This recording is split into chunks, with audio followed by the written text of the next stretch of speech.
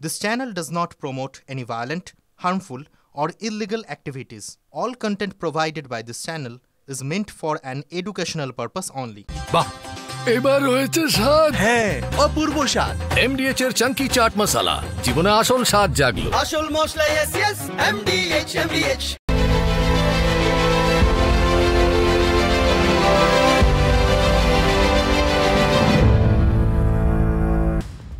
আজ 22শে শ্রাবণ, কবিগুরু রবীন্দ্রনাথ ঠাকুরের প্রয়াণ দিবস। তাঁর হাতে গড়া শান্তিনিকেতনের বিশ্বভারতীতে গভীর শ্রদ্ধায় স্মরণ করা হয় কবিগুরুকে।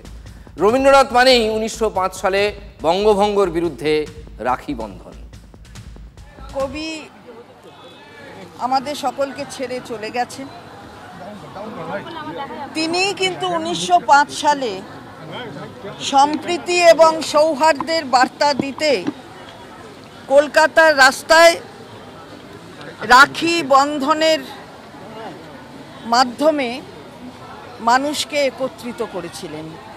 রাখি বন্ধন আগামীকাল, কিন্তু যেহেতু আগামীকাল ছুটি, আজকেই 8 তারিখে আমাদের ভাই বোনেরা এখানে লিগ্যাল সেলের যারা আমাদের কর্মীরা রয়েছেন, আইনজীবী কর্মীরা, তারা আজকে এই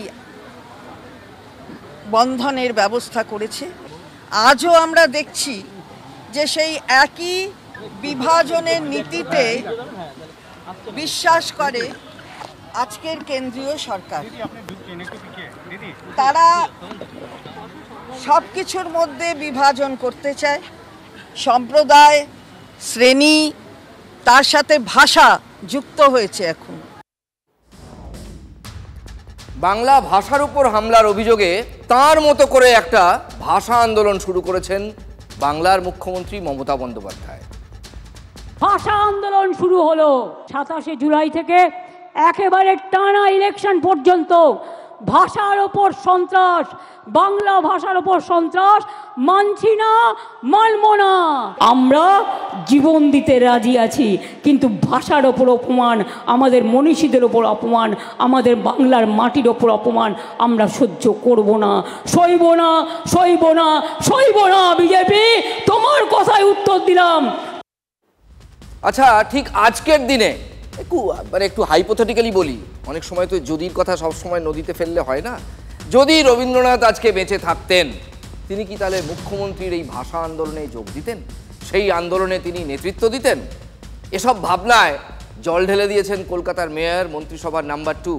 তিনি বলে দিয়েছেন, সেদিন ছিলেন রবীন্দ্রনাথ, এখন আছেন মমতা বন্দ্যোপাধ্যায়। সেই দিন এর বিরুদ্ধে রাস্তায় নেমেছিলেন রবীন্দ্রনাথ ঠাকুর, আজকে রাস্তায় নেমেছেন আমাদের মুখ্যমন্ত্রী মমতা বন্দ্যোপাধ্যায়। একসময় কলকাতার মেয়র ছিলেন চিত্তরঞ্জন দাস, যতীন্দ্রমোহন সেনগুপ্ত, সুভাষচন্দ্র বসুরা, এখন মেয়র ফিরহাদ হাকিম। তিনি যখন বলছেন, তাও আবার প্রয়াণ দিবসে রবীন্দ্রনাথের প্রতি শ্রদ্ধা জানানোর পর, তখন মানতেই হবে তখন ছিলেন রবীন্দ্রনাথ আর এখন আছেন মমতা বন্দ্যোপাধ্যায়। কি তাই তো?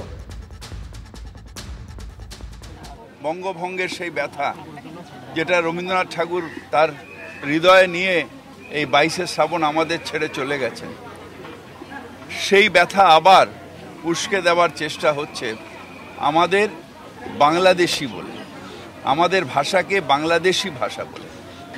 আজকে আবার আমাদের বাংলা ভাষার উপরে সন্ত্রাস আসছে, বাঙালির অস্তিত্বকে নষ্ট করার একটা চেষ্টা হচ্ছে।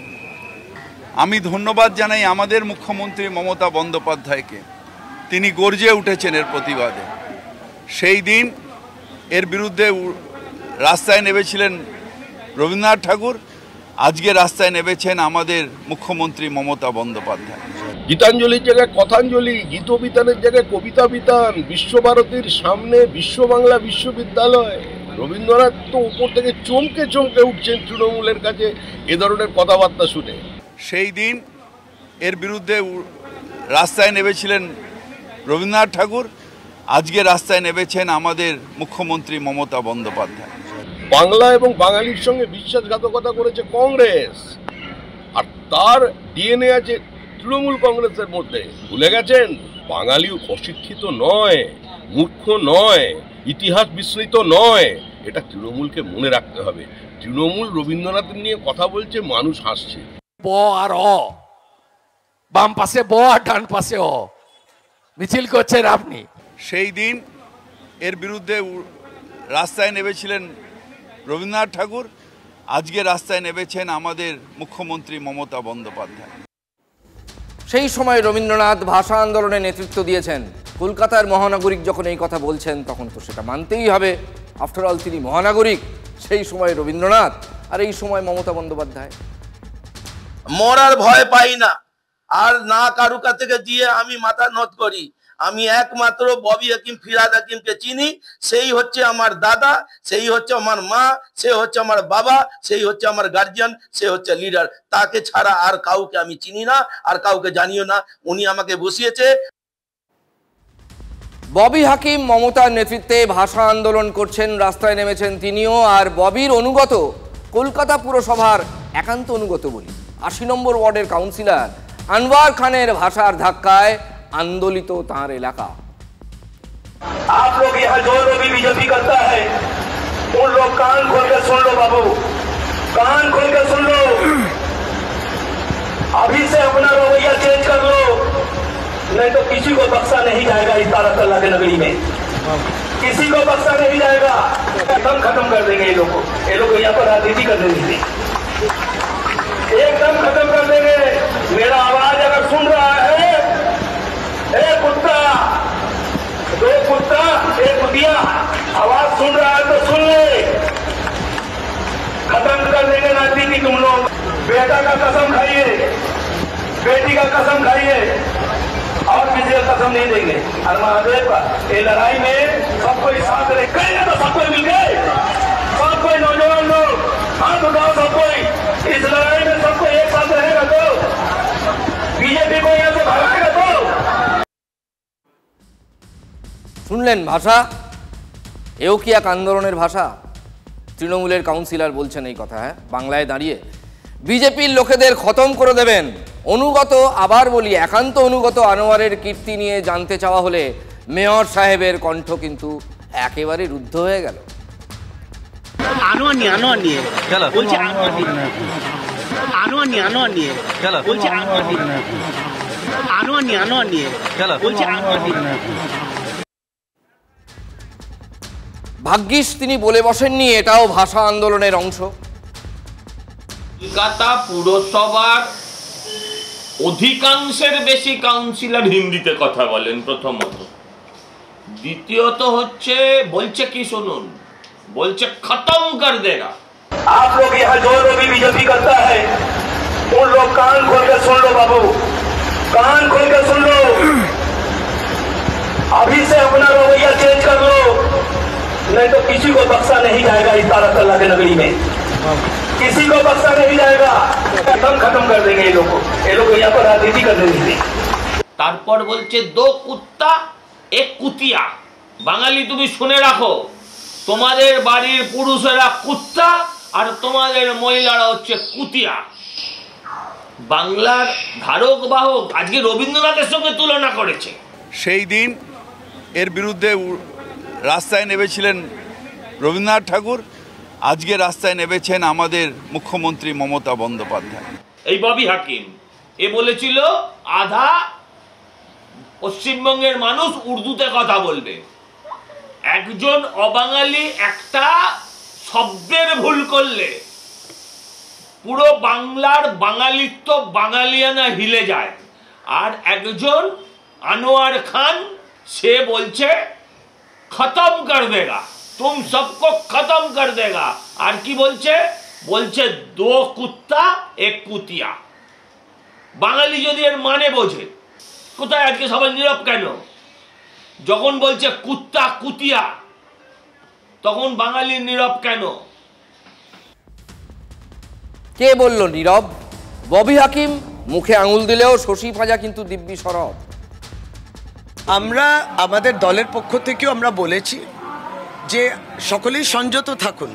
লড়াই তো মমতা বন্দ্যোপাধ্যায় লড়ছেন এবং যেই দিশায়তে লড়াই যাচ্ছে সেখানে পরিষ্কার কথা যে আমার ভাষার উপরে আক্রমণ হচ্ছে, আমার অস্তিত্বের উপরও আক্রমণ হচ্ছে। সুতরাং আমার মনে হয় প্রত্যেকেই তো দিদির উপর আস্থা রেখেছে, বঙ্গের মামাটি মানুষে আস্থা রেখেছে। তিনিও নিশ্চয়ই যদি এই ধরনের উগ্র ভাষা ব্যবহার করে থাকে এটা সমর্থনযোগ্য নয়। এদিক ওদিক ঘুরতে ঘুরতে শেষে বললেন, যদি বলে থাকেন তাহলে সমর্থনযোগ্য নয়। যদি মানে নিশ্চিত নয় তৃণমূল। আরে গোটা দুনিয়া জেনে গেল, দল জানলো না এখনো পর্যন্ত। দল আনোয়ারের বিরুদ্ধে কোনো ব্যবস্থাও নেয়নি, আনোয়ার আছেন তার মেজাজেই।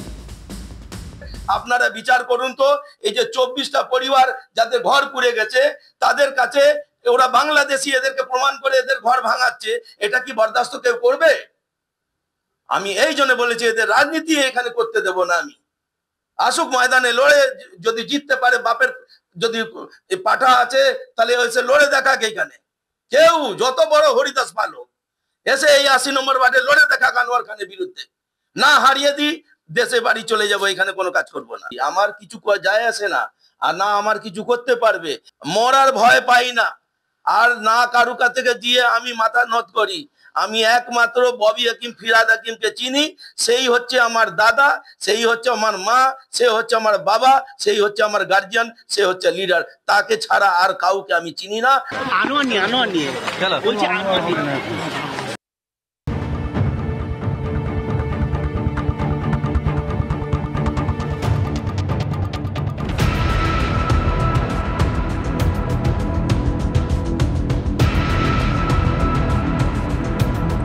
তারা নিজের স্বার্থের মতো কাজ করছে, এটা তো বাস্তব সত্য।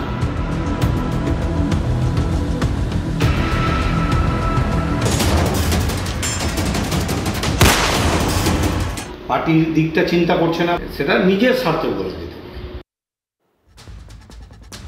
কি বিচিত্র না তৃণমূলের এই কন্ট্রাস্ট একটা দেখাবে। বা ভাবুন, একই দলের দুই প্রান্তের দুই নেতা, একজন বলছেন প্রতিপক্ষকে খতম করে দেব, আর একজন নিজে খতম হয়ে যাওয়ার ভয় পাচ্ছেন, পুলিশের দ্বারস্থ হয়েছেন। একদম ঠিক র্যাডিক্যালি অপোজিট, শার্প কন্ট্রাস্ট। মালদায় তৃণমূলের দাপুটে নেতা ভয়ে কেন্ন হয়ে গেছেন, ঠিক যেমন কেন্ন গুটিয়ে যায়। তৃণমূলের এক কাউন্সিলর শাসাচ্ছেন, বিজেপি করলেই খতম করে দেব। তখন বুলবুল খান, মানে মালদার বুলবুল খান, কেন্নর মতো আচরণ করছেন, গুটিয়ে গেছেন। যদিও মুখে বলছেন ভয়ের কি আছে, কিন্তু চোখে মুখে দুশ্চিন্তার ছাপ স্পষ্ট। বুলবুল শাসক দলের নেতা, মালদায় দলের সাধারণ সম্পাদক। কেউ চেনে না এমন নন, যথেষ্ট প্রচুর মানুষ তাকে চেনে। মালদা জেলা পরিষদের তিনি সদস্য। এহেন বুলবুলের হরিশ্চন্দ্রপুরে দাপুট থাকাটাই খুব স্বাভাবিক। সেই বুলবুল ভাড়াটে খুনি, সুপারি কিলারের কথা বলছেন। বুলবুলের আশঙ্কা যে কোনো সময় তাকে খুন করা হতে পারে। না, সরাসরি থ্রেট কল কেউ করেনি টেলিফোনে, তবে বিভিন্ন সূত্রে সেই ষড়যন্ত্রের আঁচ পাচ্ছেন বুলবুল। সাপ শুটার পাঠিয়ে বুলবুলের বাড়ির আনাচ কানাচে নাকি রেকিও করা হয়েছে, ভাড়াটে খুনিরা যা করে থাকে আর কি। সেই ভয় থেকেই মালদার পুলিশ সুপারের কাছে চিঠি লিখে ফেলেছেন বুলবুল খান, থানাতেও পাঠিয়েছেন অভিযোগপত্র। ঘটনা যারা ঘটাবে তারা দেখছে না, মানে তারা নিজের স্বার্থের মতো কাজ করছে, এটা তো বাস্তব সত্য। পার্টির দিকটা চিন্তা করছে না বা নেই, সেটা নিজের স্বার্থ বলে দিতে, সেটা পার্টিকে বাইরে রেখে নিজের স্বার্থটাকে করছে।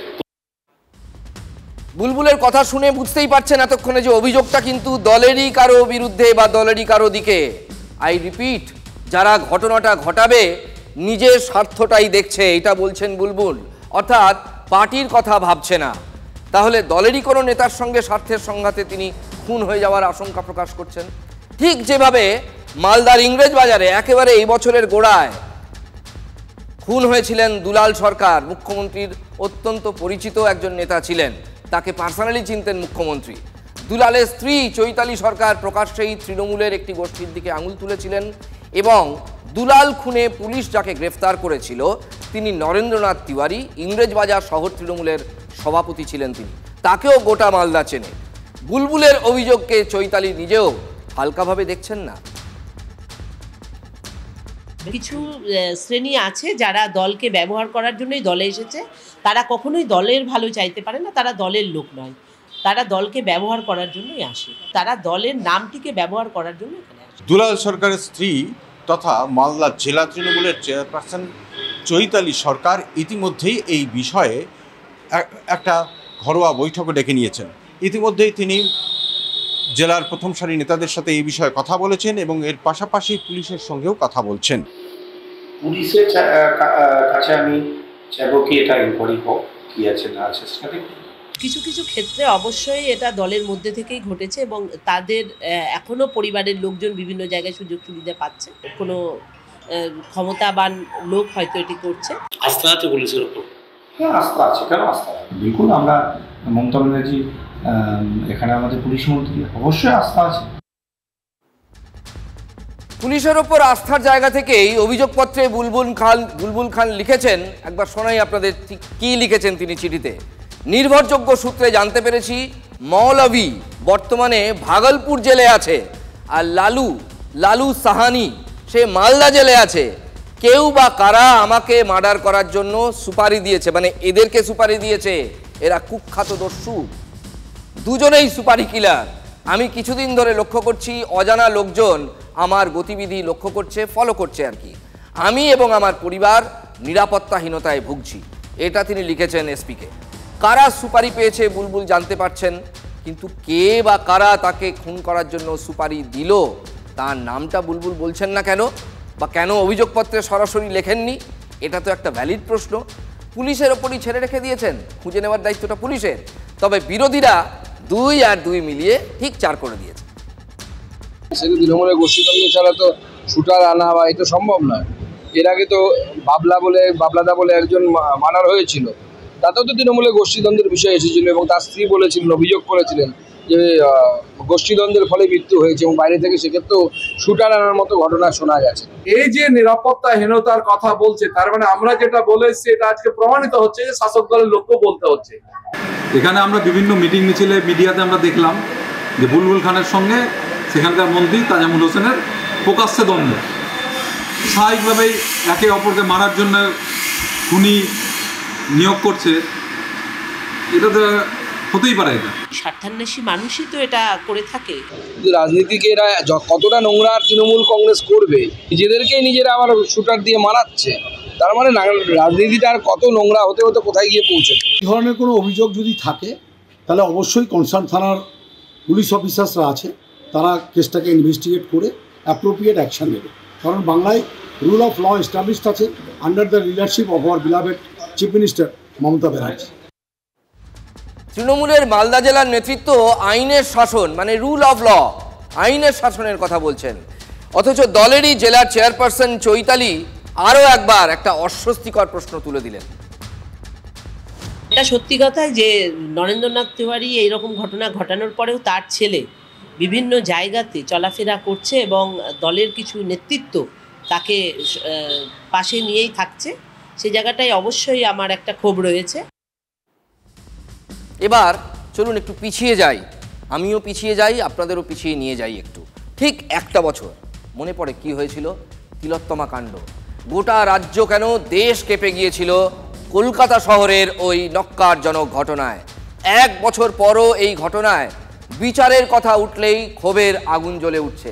সিবিআই এর হাতে গিয়েছিল তদন্তভার, অথচ আজ 1 বছর পর তাদের কথা শুনলেই পরিবার ফুঁসে উঠছে, ক্ষিপ্ত। দিল্লি গিয়ে সিবিআই ডিরেক্টরের সঙ্গে দেখা করেও এত ক্ষোভ কেন তিলোত্তমার মা বাবার? বারবার করে এক কোশ্চেন তুলে ধরা, ওরা কাটিয়ে দেওয়ার চেষ্টা করছে, কিন্তু যে প্রশ্নগুলো আমরা চেপে ধরছি সেটা ওরা কাটাতে পারছে না। তখন সিবিআই ডিরেক্টর বিরক্ত হয়ে গিয়ে চেয়ার ছেড়ে উঠে গিয়ে বলছেন এই মামলা আমরা ছেড়ে দেবো, রেকর্ডিংটা দিয়ে দিন, তাহলে আমি আদালতে পেশ করে দেবো, আপনি পাচ্ছেন না মামলা করতে, তদন্ত করতে পারছেন না। এর মানে কি মামলা ছাড়তে চাইছে সিবিআই নিজেই? এ আবার কেমন কথা? কোনো কোশ্চেনের উত্তর ওদের কাছে নেই, তারা এই ধরনের কথাবার্তা বলে 1 বছর পরে যে আমরা মামলা ছেড়ে দেবো। 1 বছর ধরে কী করছিল? ঘাস কাটছিল। সিবিআই কোনো কাজ করবে না, আমাদের রাস্তার আন্দোলন আরও জোরদার করতে হবে এবং কোর্টে লড়াই চলবে। এত ক্ষোভ, মানে 1 বছর পেরিয়ে যাওয়ার পরেও এত ক্ষোভ, এত হতাশা তিলোত্তমার মা বাবার। সিবিআইকে কিন্তু তারা মূলত কাঠগড়ায় তুলছেন। এতে কি বিজেপির অস্বস্তি বাড়ছে? নইলে তারা কেন সিবিআই এর হয়ে সাফাই গাইতে ব্যস্ত হয়ে পড়েছেন হঠাৎ? সমস্ত প্রমাণ লোড করে দেওয়ার পরে এখানে সিবিআই ঢুকেছে। এবার বলছেন সিবিআই কিছু পাচ্ছে না। যারা সমস্ত প্রমাণ লোপ করেছে তারাই এখন সিবিআই দিকে আঙুল তুলছে। ডিরেক্টর সেই বিষয়ে আলোচনা করে নিশ্চয়ই তাদেরকে সঠিক পথ বা সঠিক তথ্য দেখাবে। অনেক সময় হয় যে সঠিক তথ্য আমাদের কাছে থাকে না, আমরা মনে করি যে এটা এরকম, কিন্তু সেটা পরে দেখা যায় যে না, সঠিক তথ্য পেলে বোঝা যায় যে তখন সেটা। দেখুন, সত্যের সামনে সবাইকে দাঁড়াতে হবে, সে আপনি যে মতবাদে বিশ্বাস করেন, যে দলেই হন না কেন। সত্য, truth must come out in the long run. ওটাকে দামাচাপা দেওয়া যায় না। কোন সঠিক তথ্যটা সামনে আসেনি, কেন আসেনি, সিবিআই তাহলে এতদিন কি করলো? প্রশ্নগুলো তো জনমানসে উঠছে, আগেও উঠেছিল, উঠবে, এখন আরও বেশি করে উঠবে। এড়াতে পারবে না গেরুয়া শিবির। কেন্দ্রীয় তদন্তকারী সংস্থাকে নিয়ে যে ক্ষোভের পাহাড় জমেছে, আমি বলছি সাধারণ মানুষের মনে, তার চাপটা বোধহয় বিজেপির ওপরেও পড়ছে। তাই মুখ ফসকে নানা কথা বেরিয়ে আসছে। ইতিমধ্যেই রাজপথে ফের শোনা যাচ্ছে গর্জন, প্রতিবাদের, বিক্ষোভের। আজ রাত দখলের ডাক দিয়েছে West Bengal junior doctors front. College square থেকে শ্যামবাজার পর্যন্ত প্রতিবাদ মিছিল। আর কাল নবান্ন অভিযান, যা ঘিরে উত্তাপ চড়ছে প্রতি মুহূর্তে। সবাইকে এগিয়ে আসার এবং এতে সামিল হওয়ার ডাক দিয়েছেন তিলোত্তমার বাবা মা। তিলোত্তমার মা কিন্তু এও জানিয়েছেন, দিল্লির মুখ্যমন্ত্রী রেখা গুপ্তা তাকে নারী শক্তি অ্যাওয়ার্ড দিয়েছিলেন, কিন্তু তা তিনি নিতে পারেননি। কি করে নেবেন? তিনি তো একটা কথাই বলে চলেছেন, মেয়ে ঠিকঠাক বিচার এখনো পায়নি, তাহলে কিসের সম্মান? দিল্লির মুখ্যমন্ত্রী আমাকে একটা অ্যাওয়ার্ড দিয়েছিলেন, নারী শক্তি অ্যাওয়ার্ড। সেটা আমরা নিয়ে আবার ওনাকেই ফিরিয়ে দিয়েছি এবং বলেছি যখন আমার মেয়ের ন্যায় বিচার পাবো তখন আপনার কাছ থেকে এটা নেব। তিলোত্তমার বাবা মাকে আমি এই জন্য সম্মান জানাই, প্রশংসা করি। আপনারা কোনো রাজনৈতিক দলের চক্রান্তের শিকার হবেন না বলে আমি পরামর্শ দিতে চাই। ঠিক এই জায়গায় এসেই ঘেঁটে যাচ্ছে সবটা। রাজনীতি বারবার তার ছোঁয়া এসেই যাচ্ছে।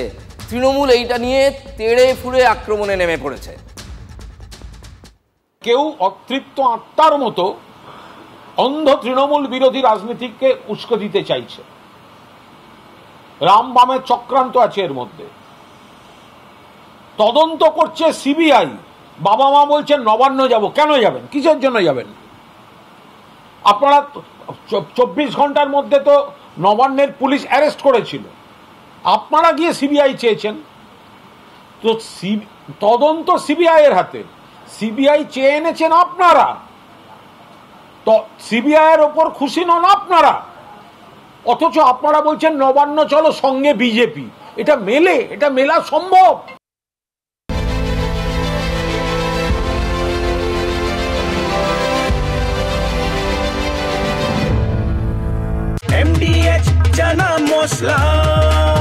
এখন ছোলা হোক বা বরবটি দানা, সাদা চানা হোক বা কালো, সব রান্নাই হবে অসাধারণ।